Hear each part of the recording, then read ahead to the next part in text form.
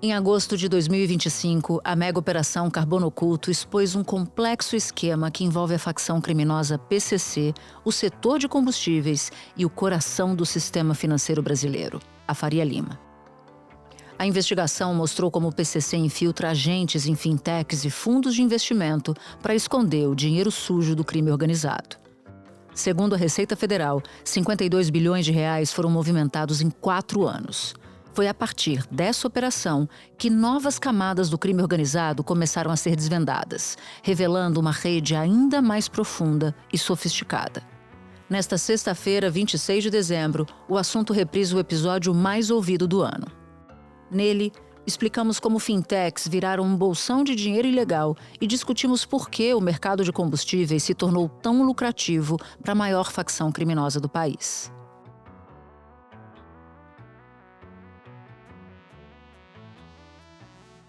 Uma operação de números superlativos. A maior da história do Brasil contra o crime organizado. A mega operação é a junção de 3 operações: Quasar, Tanque e Carbono Oculto, num esforço conjunto do Ministério Público Estadual, Ministério Público Federal e das Polícias Federal, Civil e Militar do Estado de São Paulo, além da Receita Federal, Secretaria da Fazenda Estadual, Agência Nacional do Petróleo e Procuradoria-Geral do Estado. Os alvos estão em 8 estados: São Paulo, Espírito Santo, Goiás, Mato Grosso do Sul, Mato Grosso, Paraná, Rio de Janeiro e Santa Catarina. Mais de 1.400 agentes foram às ruas. O objetivo? Desarticular um esquema criminoso bilionário no setor de combustíveis. As investigações apontam que o PCC se infiltrou em várias etapas, da produção de cana-de-açúcar à adulteração das bombas nos postos, passando, claro, pela lavagem do dinheiro arrecadado. São mais de 350 alvos entre pessoas físicas e jurídicas, suspeitos de fraudes fiscais, lavagem de dinheiro, adulteração de combustíveis e crimes ambientais. Um esquema que abastecia cerca de 300 postos de gasolina. Segundo as investigações, o grupo criminoso sonegou quase 8 bilhões de reais em impostos federais, estaduais e municipais. Os investigados vão responder pelos crimes contra a ordem econômica, adulteração de combustíveis, crimes ambientais, lavagem de dinheiro, fraude fiscal e estelionato. Para movimentar o dinheiro sem ser rastreado, o grupo usava as chamadas fintechs, que são bancos digitais, além de fundos de investimento. Mais de 50 bilhões de reais de organizações criminosas podem ter transitado por instituições financeiras ligadas ao crime organizado nos últimos 4 anos. Um esquema complexo, como explica Paulo Sérgio de Oliveira e Costa, promotor de justiça do Estado de São Paulo. É uma cadeia muito sofisticada e que no meio dessa cadeia o próprio crime organizado mostrou a sua força, a sua diversidade, né, em relação a novas atividades que eles estão investindo. A novidade no cultivo, na fazenda, no meio do caminho, na aplicação de recursos, não só em fintechs, como fundo de investimentos. Assim, a operação chegou ao coração do sistema financeiro do país. A Avenida Faria Lima. A Força Tarefa descobriu que grande parte do dinheiro obtido com o esquema era aplicado em fundos de investimentos administrados pela REAG, uma das maiores gestoras independentes do país, listada inclusive na Bolsa de Valores de São Paulo. Era por meio desses fundos que o grupo comprava as empresas e blindava o patrimônio. Uma ação policial que evidenciou uma capilaridade ainda maior das organizações criminosas que operam aqui no Brasil. Há muito tempo nós estamos acompanhando um fenômeno que é a migração da criminalidade organizada, da ilegalidade para a legalidade. O crime se sofistica e o Estado tem que sofisticar a sua ação contra o crime. Contra o crime organizado, é preciso haver resposta organizada. Da redação do G1, eu sou Natuza Neri e o assunto hoje é o PCC na Faria Lima. Eu converso com César Tralli, apresentador da Globo e da Globo News. Antes, falo com Bruno Tavares, repórter da TV Globo. Sexta-feira, 29 de agosto. Bruno, você foi o primeiro jornalista a noticiar essa mega operação de quinta-feira. uma operação histórica, nunca se viu no Brasil algo dessa monta. Então eu quero te pedir para nos explicar como é que essa investigação começa e como é que a gente chega até a quinta-feira, esta quinta-feira que é quando a gente grava. Natuza, é importante a gente recuar um pouquinho no tempo. Essa investigação, na verdade, começa em 2021 com a Operação Arina da Polícia Federal, que investigava a adulteração de diesel em caminhões. É muito interessante essas investigações criminais, como elas nascem, né? Nasceu pequena para apurar esse esquema de adulteração de diesel e de sonegação fiscal. A Polícia Federal identifica um grupo criminoso, o Ministério Público de São Paulo também passa a atuar, também identifica um esquema maior de sonegação fiscal e aí, aos poucos, começa a se revelar um grande esquema que foi completamente desvendado hoje com essa operação Carbono Oculto e também com as duas operações deflagradas simultaneamente pela Polícia Federal, tanto em São Paulo quanto no Paraná. E a gente sabe qual foi a peça fundamental dessa investigação que começa pequenininha, vai crescendo até chegar à monta de hoje? O que se investigava era uma sonegação fiscal bilionária. O que inicialmente os investigadores enxergavam era a sonegação fiscal. Mas aos poucos, Natuza, o que se verificou foi que esse grupo tinha controlado um ramo inteiro do setor de produção, distribuição e comercialização de combustíveis. Começava lá no Porto de Paranaguá com a importação de nafta, que é um derivado de petróleo, e também de metanol, que é um tipo de álcool muito usados na indústria química. Essa rede criminosa fazia de conta que estava importando para a indústria química, mas na verdade há várias provas disso na investigação. Esse produto químico saía do Porto de Paranaguá e ia direto para postos de combustíveis espalhados pelo país. Nessa ocasião, os motoristas despejavam metanol e nafta direto nos tanques, para fazer o que a gente conhece, né, Natuza, como batizar a gasolina e o etanol. Em alguns postos fiscalizados pela Agência Nacional do Petróleo, existia uma concentração de quase 90% de metanol no etanol. Ou seja, o consumidor estava comprando um produto, levando o outro, e o mais grave, né, Natuza? Esse produto é altamente tóxico, destrói as peças do motor do nosso carro. O metanol é um solvente químico extremamente tóxico, extremamente perigoso, que tem restrição na ANP para conter apenas 0,5% em combustíveis, por exemplo, na gasolina. Não obstante, fiscalizações no estado de São Paulo apontam alguns postos com até 90% de metanol, o que é extremamente arriscado para as pessoas, para os veículos, para o meio ambiente. E por que esse setor, né, nesse esquema que passa por tudo, de sonegação à lavagem de dinheiro? Existe alguma explicação do porquê? Porque você disse o seguinte, olha, eles se apoderaram de um setor inteiro, de uma cadeia produtiva inteira, que iria desde a importação, a mistura, o batizado do combustível que nós consumidores comprávamos, até chegar ao coração do sistema financeiro. Por que o setor de combustível? Por que o setor de etanol? Existe alguma explicação para isso? O que os investigadores dizem é que é um setor com fragilidades regulatórias e também um setor muito propício para a lavagem de dinheiro, porque especialmente os postos de combustíveis, Natuza, mesmo hoje, em 2025, com toda a tecnologia, são comércios que têm a característica de operar dinheiro vivo, exatamente igual o tráfico de drogas.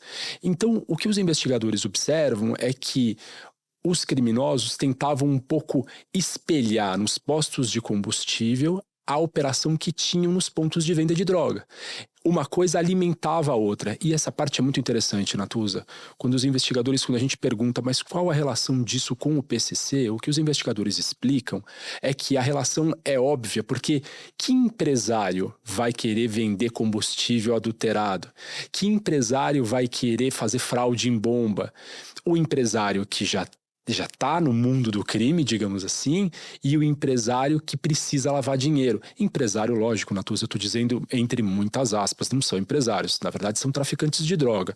O que se observou durante a investigação é a presença, os nomes de traficantes de drogas ligados ao PCC como donos de postos de combustíveis e também de lojas de conveniência instalados nesses postos. Ou seja, é o crime organizado completamente embrenhado na economia formal, né? É o mais assustador disso tudo, Natuza. E aí eu acho que a gente pode fazer um gancho para Faria Lima. Esse sistema, esse grupo criminoso, melhor dizendo, ele criou uma rede bancária paralela. Essas são palavras da Márcia Ming, superintendente da Receita Federal aqui em São Paulo, que ao explicar a operação, o papel da Receita Federal na operação, disse que a Receita Federal, veja só a gravidade disso, ela não enxergava quem operava, quem eram os clientes de uma determinada fintech, de um determinado banco digital. Esses bancos digitais, por uma fragilidade da legislação, eles abrem contas, essas contas são chamadas de contas bolsão, em que o cliente opera o dinheiro, mas as instituições, os meios de pagamento não são obrigados a fazer uma declaração para a Receita. Eles declaram que aquele banco digital operou X milhões de reais, mas ele não é obrigado a dizer para a Receita Federal quem são os clientes dele. A Receita Federal disse que isso é gravíssimo,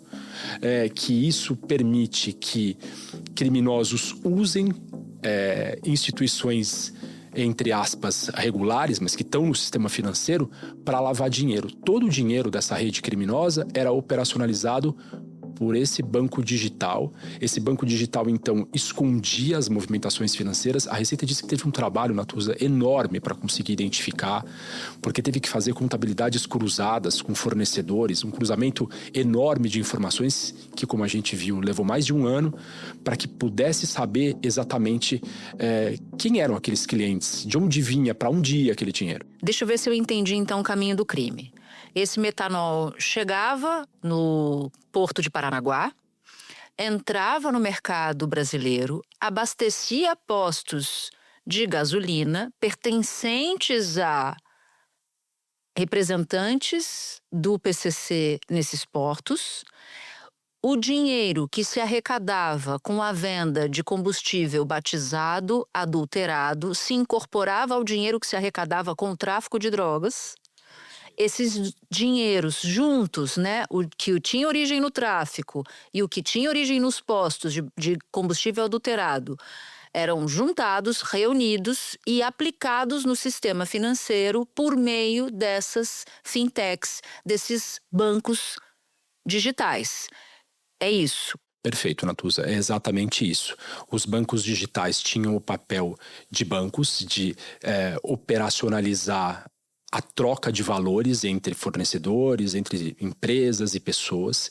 E mais do que isso, os chefes dessa organização criminosa pegavam esse dinheiro que, como você bem destacou, se misturava com tráfico de droga, com combustível adulterado e aplicavam em fundos de investimento listados na Bolsa de Valores de São Paulo. Então pode ter muito dinheiro do crime organizado nesse mercado todo regular. A Polícia Federal, o Ministério Público Estadual e a Receita Federal afirmam categoricamente que sim. Eles dizem que esse dinheiro, inclusive, eles conseguiram mapear que esse dinheiro foi para fundos de investimento regulares, fundos de investimento esses que estão listados na B3, na Bolsa de Valores de São Paulo. Esse fundo de investimento, na verdade, 40 ao todo, de diferentes perfis, eram usados para comprar empresas por meio de fundos de investimento, Natuza. Esse grupo criminoso é suspeito de ter adquirido 5 usinas de etanol na região de São José do Rio Preto. A gente lembra que há alguns anos, Natuza, o setor sucro-alcooleiro passou por uma crise grave. Muitas dessas usinas tradicionais lá do interior de São Paulo, elas pediram recuperação judicial ou ficaram em vias de pedir recuperação judicial pelo acúmulo de dívidas. Pois então, segundo os investigadores, o crime organizado se valeu dessa situação, dessa fragilidade do setor, para usar fundos de investimento lá da Faria Lima para comprar essas usinas. O grupo também aproveitou uma crise financeira e comprou pelo menos 5 indústrias. Segundo a investigação, as usinas foram compradas em nome de laranjas, mas pertencem a Mohamed Hussein Murad. Mohamed é dono de uma formuladora de combustível, de uma rede de distribuição e de postos de combustíveis, segundo a polícia. Ele é investigado há quase 10 anos por chefiar um esquema de sonegação fiscal que coloca as empresas dele entre as maiores devedoras de impostos do país. E aí sim, dominar completamente a cadeia, né, Natuza? A gente está falando do combustível ali, da gasolina batizada, do etanol produzido por eles e sonegado. Há também um esquema de sonegação na questão do etanol. E passando por uma rede de distribuição com cerca de 1.000 caminhões. Eles tinham uma rede de transporte própria que circulava pelo país, segundo os investigadores também infringindo normas de segurança e de meio ambiente, normas ambientais. Claro. Estamos falando de combustível, estamos falando de produto perigoso, tem uma série de normas, isso era desrespeitado também, e aí então chegava lá nos postos. Para terminar, Bruno, eu queria perguntar para você quem são os cabeças desse esquema. Os investigadores apontam Mohamed Hussein Murad e Roberto Augusto Leme da Silva. Explica para quem nos ouve agora quem são esses personagens. A história especialmente do Mohamed Murad, Natuza, merece um destaque, porque o Mohamed Murad apareceu lá atrás, ainda no começo dos anos 2000, porque aqui em São Paulo, naquela época, houve uma grande explosão de um posto de combustível na zona norte da capital paulista. Esse posto explodiu, as autoridades foram ver o que tinha acontecido, graças a Deus ninguém ficou ferido, mas ao verificar quem era o proprietário, se as licenças estavam em dia, verificaram, claro, que não existia licença nenhuma, que era um posto clandestino, irregular. O posto explodiu, quem era o dono?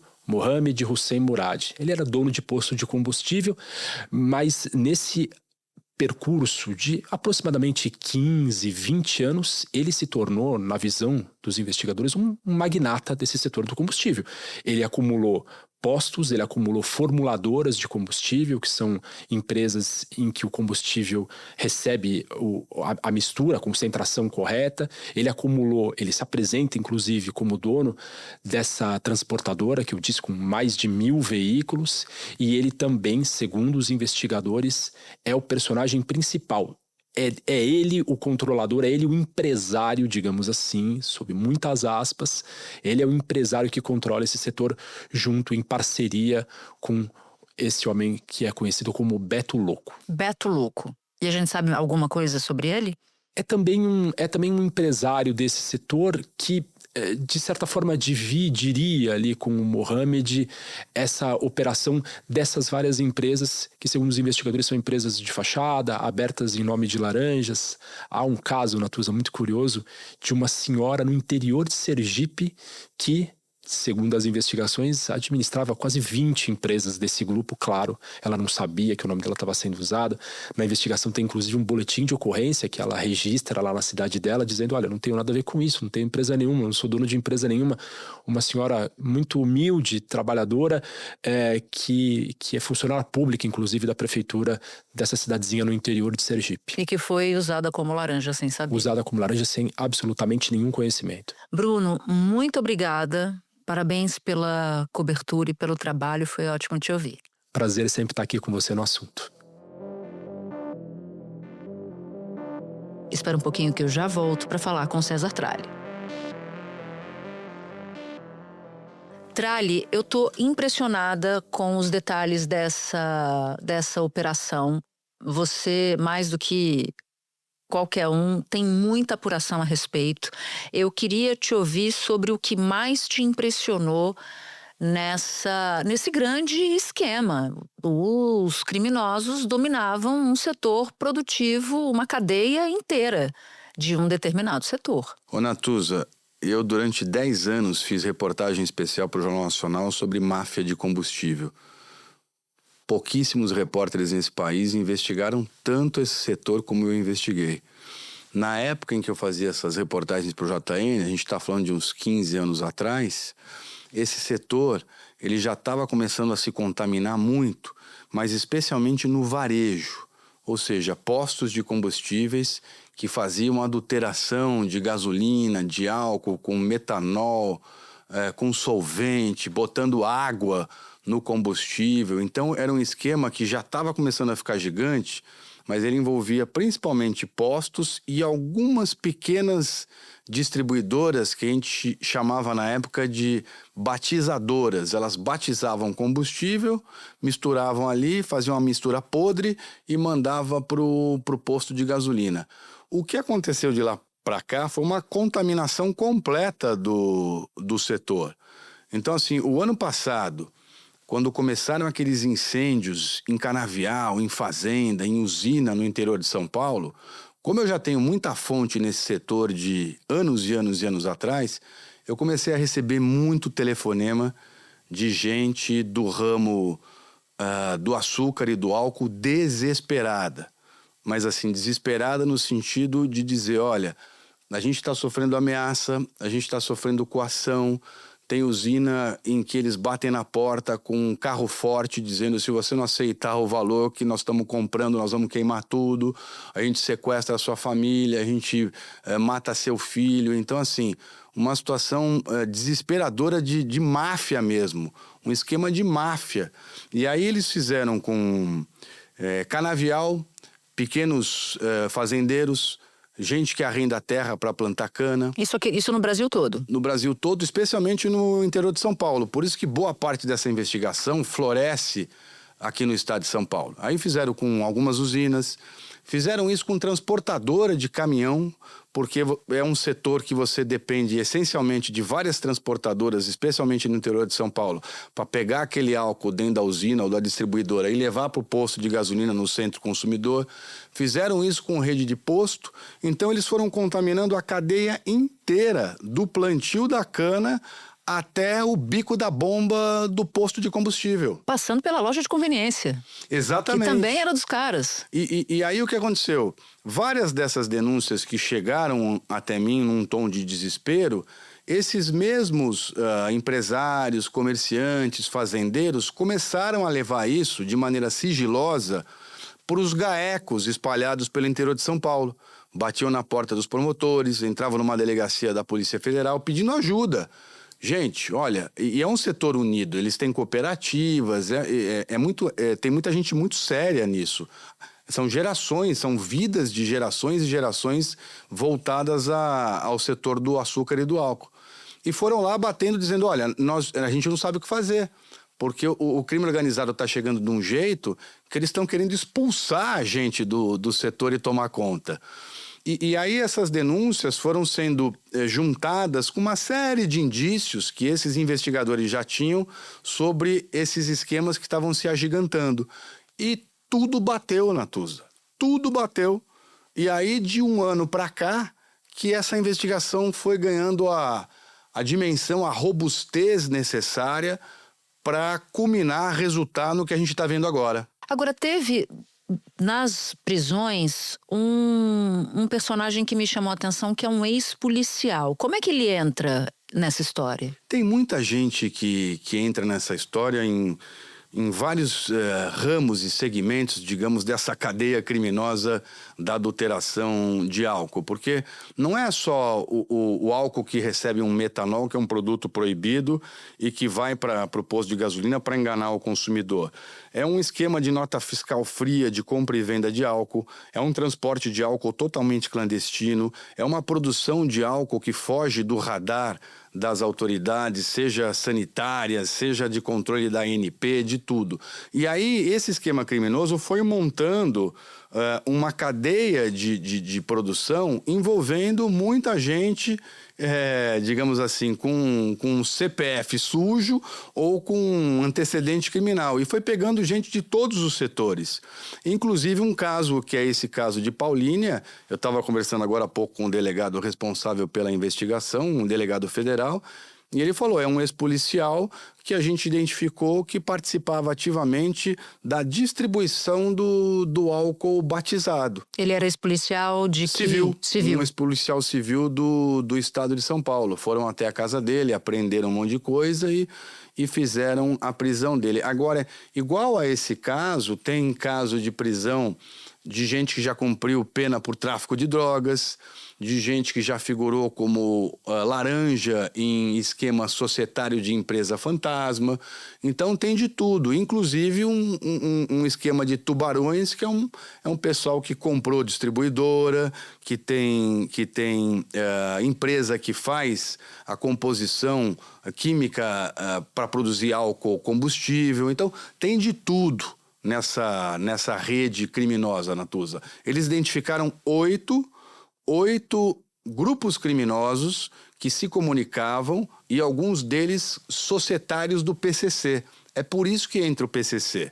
Eu ainda perguntei muito seriamente para vários investigadores, do MP, do MPF, da Receita, especialmente da PF, porque é uma área da Polícia Federal em Brasília, que é a Divisão de Combate ao Crime Organizado e Corrupção. Dedicada só a isso. Só a isso, e eu perguntei, escuta, é o PCC que está em tudo? É o PCC que está tomando conta de tudo? E eles disseram, não, a gente tem que tomar cuidado para não falar que tudo é PCC.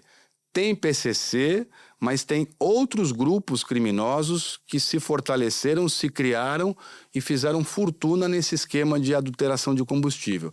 E alguns desses grupos se comunicam com o PCC, na lavagem de dinheiro, na distribuição do combustível batizado, na compra de rede de postos. Então, assim, é interessante como esses grupos iam se fortalecendo à medida que um até ia ajudando o outro. Deixa eu ver se eu entendi, então. O andar de cima desse esquema tem PCC. Tem PCC. E o PCC no andar de baixo também, porque o PCC ele está no atacado e no varejo.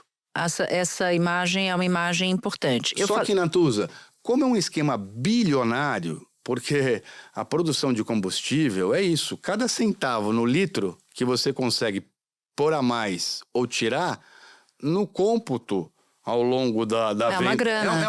É um dinheiro absurdo.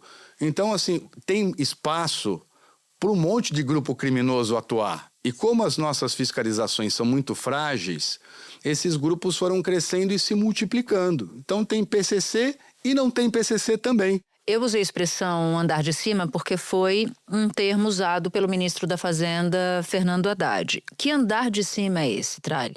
Quando ele quis dizer andar de cima, é porque pela primeira vez esse tipo de investigação não chega só na empresa fantasma, no distribuidor, naquela usina que frauda a nota fiscal, no sujeito que bota metanol no álcool para vender no posto. Chega em quem cuida da grana. Eles foram seguindo o caminho do dinheiro e bateram nos poderosos que cuidam dessa fortuna. Toda essa fortuna tem que ficar escondida em algum lugar. E aí eu estava agora há pouco conversando com o ministro Haddad. Falei, ministro, quero saber o seguinte do senhor. É verdade mesmo que a Fazenda vai fiscalizar a fintech? Ele falou, é verdade. A partir de amanhã, as fintechs terão um tratamento de banco. Ou seja, elas terão que prestar os mesmos esclarecimentos sobre movimentação financeira, sobretudo essas completamente inusuais, né? E nós vamos poder, a partir daí, destrinchar outros esquemas de lavagem de dinheiro com muito mais rapidez. A gente teve um problema sério com fake news em cima do Pix no começo do ano e prejudicou muito as normativas nossas para fiscalizar as fintechs. Porque eles tinham editado uma portaria. Isso. Aí houve um ruído em relação um deputado bolsonarista, o Nicolas, disse que o objetivo era taxar o Pix. E aí a coisa ficou tão insustentável, o governo emparedado, que foi obrigado a levantar, a desistir dessa medida. Acho que o próprio secretário da Receita falou isso, né? Que se aquilo tivesse sido implantado naquele momento, daria para coibir uma série de irregularidades. Porque assim, tem muita fintech séria, mas infelizmente hoje, e isso eu já venho acompanhando especialmente desde o fim do ano passado, não tem nenhuma grande investigação da Polícia Federal sobre o crime organizado, contrabando de arma, contrabando de produto eletrônico, remessa de cocaína para a Europa, para os Estados Unidos, narcotráfico. Não tem, Natuza, nenhum esquema nesse país hoje que não esteja passando por fintech. As fintechs, elas foram blindadas de investigação e de fiscalização. Então, elas se tornaram buracos negros, essa é a expressão que os investigadores usam. Elas viraram o Triângulo das Bermudas. O que cai nelas, ninguém consegue identificar a origem e o destino. Por quê? Porque é um pouco complexo, mas na prática é o seguinte: você vai lá, né, vende um produto na sua maquininha, no posto de gasolina. Esse dinheiro, quando vai para uma fintech, ele cai numa conta comum, que é a conta de todo mundo. E essa conta, ela não identifica para quem está fazendo fiscalização o CPF de quem está movimentando aquilo ali, ou o CNPJ.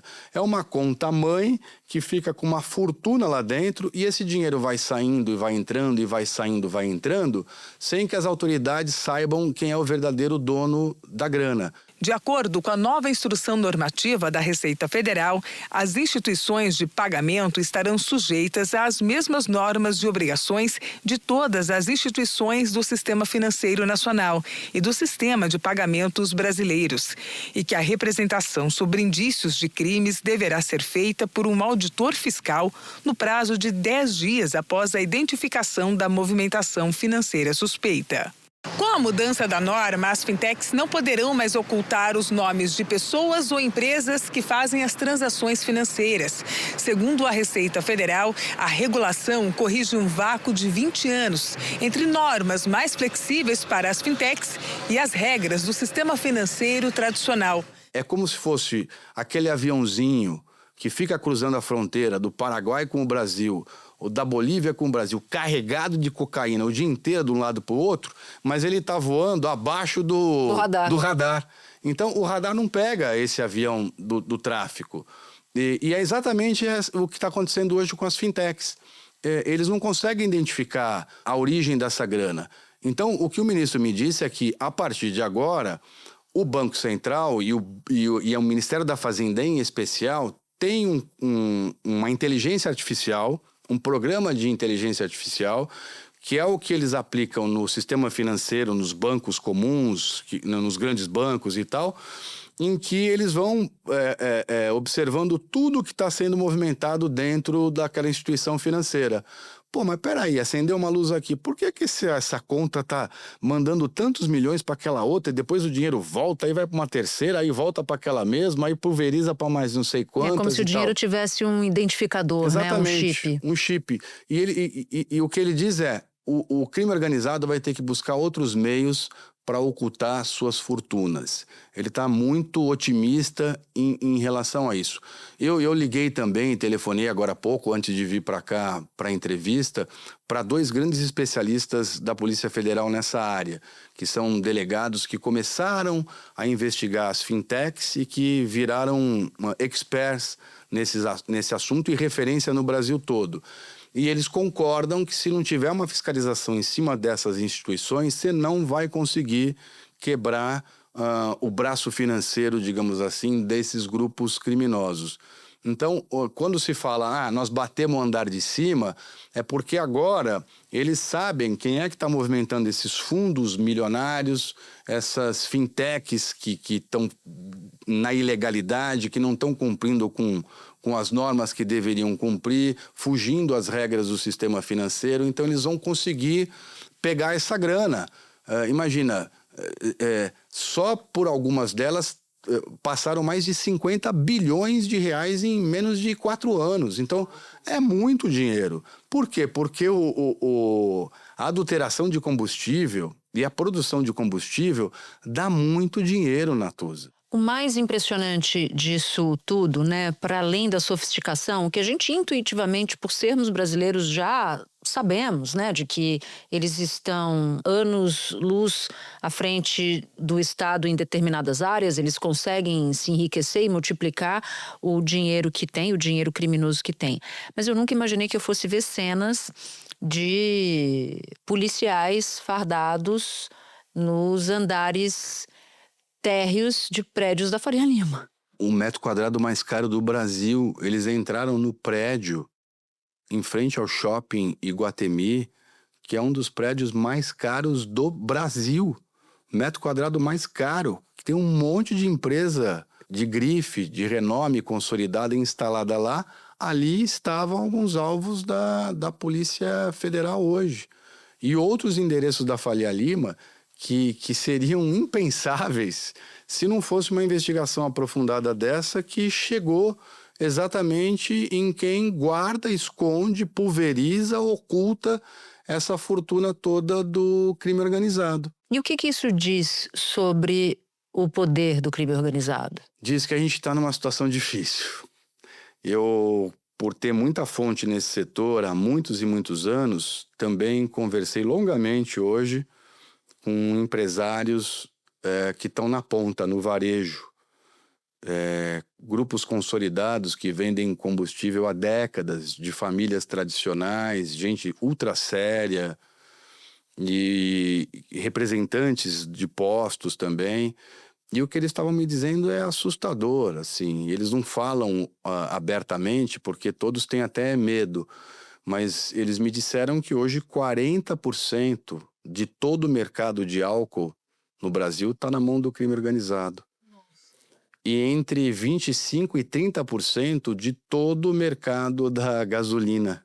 Então é gasolina batizada com solvente e é álcool batizado com metanol ou que tem até uma quantidade maior de água para conseguir fazer mais volume.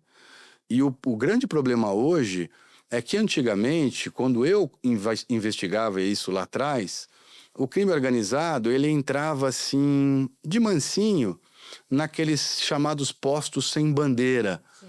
Posto que não tem marca, um nome esquisitinho e tal, de beira de estrada, numa comunidade, numa periferia, num bairro afastado. Hoje não. Hoje o que eu ouvi do setor é o oposto. O crime organizado tem dominado até mesmo bandeiras conhecidas. Eles enganam as grandes marcas. Eles compram postos como se fossem pessoas sérias, vão comprando aquela cota de combustível mensal da distribuidora séria, pagam com nota fiscal bonitinho, mas a grande parte do combustível que vende acaba sendo adulterado. Então o consumidor é enganado, para no posto achando que pode confiar e está comprando um combustível batizado de um esquema criminoso em que os caras estão fazendo fortuna. E como a fiscalização é muito frágil na ponta, na cadeia toda produtiva, eles deitam e rolam. Então, infelizmente, a gente está numa situação, e eu ouvi isso hoje de uma pessoa que conhece o mercado profundamente há décadas, que se não fosse essas operações de hoje da PF, em no máximo 5 anos o mercado todo, ou a maior parte do mercado, digamos assim, 50% mais estaria na mão de grupos criminosos. Tamanha a velocidade, a voracidade e o poder desses grupos que se envolveram no mercado de combustível. Então, assim, tem que ter um controle maior em cima dos postos, das usinas, das distribuidoras, e tem que ter mais fiscalização. Só que a quantidade fiscal é ridícula perto da quantidade que o mercado exige. Só o estado de São Paulo tem 8.500 postos de gasolina, só o estado de São Paulo. E desses, hoje, conversando com quem está dentro do setor, 2.500, a estimativa, vendem combustível adulterado. Quando você fala que a projeção das suas fontes é de que em mais alguns anos eles abocanhariam a outra parte do mercado, você está falando de São Paulo ou nacional? Nacional, Brasil. Ou seja, é o equivalente a dizer que uma organização criminosa teria o poder de parar o Brasil. Se você controla toda a cadeia de combustível, você para o país. Literalmente para o país. Eles fazem importação, navios com solvente, enfim, com metanol. Tem um esquema de você comprar em outros estados onde a alíquota de imposto é bem menor. E aí você falsifica as notas e você transporta para o estado onde está o seu maior mercado consumidor.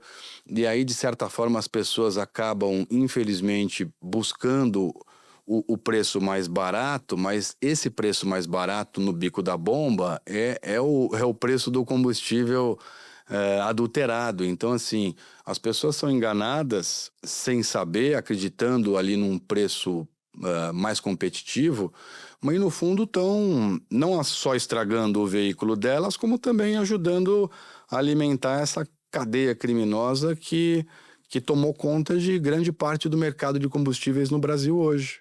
Tralli, impressionante a extensão da sua apuração, ou seja, você fez apuração sobre o esquema em si, você apurou com setores da cadeia produtiva assustados, você conversou com produtores rurais do ramo de açúcar e do álcool, usineiros, portanto. Você também conversou com o ministro da Fazenda, com policiais federais e nos deu aqui um bom panorama, assustador, porém, do que está acontecendo. Te agradeço imensamente. Agora vem uma próxima fase bem interessante de tudo isso, porque eles aprenderam muita coisa e eles já conseguiram identificar mais fintechs envolvidas nessa máfia dos combustíveis, mais grupos criminosos, mais empresários do crime nessa área de combustíveis. Então, esse estouro da boiada não vai parar aqui. Eu tenho convicção de que outras fases virão juntando essas informações todas. E isso só deu certo, Natuza, porque independentemente da briga política, o chão de fábrica trabalhou junto. Promotor de justiça, com delegado federal, com auditor da Receita. Eles, por uma questão de confiança, de trabalho já passados, muito bem sucedidos, foram cruzando informação e foram vendo que as investigações se conversavam. E decidiram deflagrar hoje, simultaneamente, porque se não fizessem isso hoje, uma investigação ia acabar atrapalhando a outra. Não ia adiantar nada eu ter um mandado de prisão contra um sujeito aqui, se o promotor de justiça fosse fazer uma ordem de busca e apreensão nesse mesmo endereço e eu deixasse para cumprir o mandado de prisão amanhã. Então, ou a gente casava as operações, o que eu ouvi deles, ou não ia dar certo como eles desejavam. Eu ouvi hoje muita reclamação de delegados e promotores no sentido de que pena que a política sempre acaba estragando. Porque eles imaginavam que haveria uma única entrevista coletiva. Uma única comunicação. Uma única comunicação. Todo mundo ia sentar junto. Do procurador de Justiça de São Paulo ao ministro da Fazenda em Brasília. Mas não. Foram duas coletivas simultâneas. Uma em São Paulo, com secretário de Segurança Pública, promotores do GAECO, procurador de Justiça, e uma em Brasília, com ministro da Justiça, ministro da Fazenda, secretário da Fazenda, enfim, da Receita Federal. E quem faz a investigação diz que isso não é legal. Claro que não. Que mais atrapalha do que ajuda. Então, num momento como esse, de combate ao crime organizado, tinha que deixar 2026 de lado e pensar na necessidade de salvar o país desse tipo de máfia. É isso aí. César Tralli, muito obrigada por ter topado compartilhar com a gente tanta informação. Conte comigo sempre. Obrigadão. Se você ouviu o episódio até aqui, eu vou te fazer um convite. Baixar o aplicativo do G1 no seu celular. Por lá, você pode ouvir o assunto, claro, e pode também acompanhar todas as notícias do dia em tempo real e de graça. Este foi o Assunto, podcast diário disponível no G1, no YouTube ou na sua plataforma de áudio preferida. Comigo na equipe do Assunto estão Mônica Mariotti, Amanda Polato, Sara Rezende, Luiz Felipe Silva, Thiago Kazuroski e Carlos Catelan. Eu sou Natuza Neri, fico por aqui. Até o próximo assunto.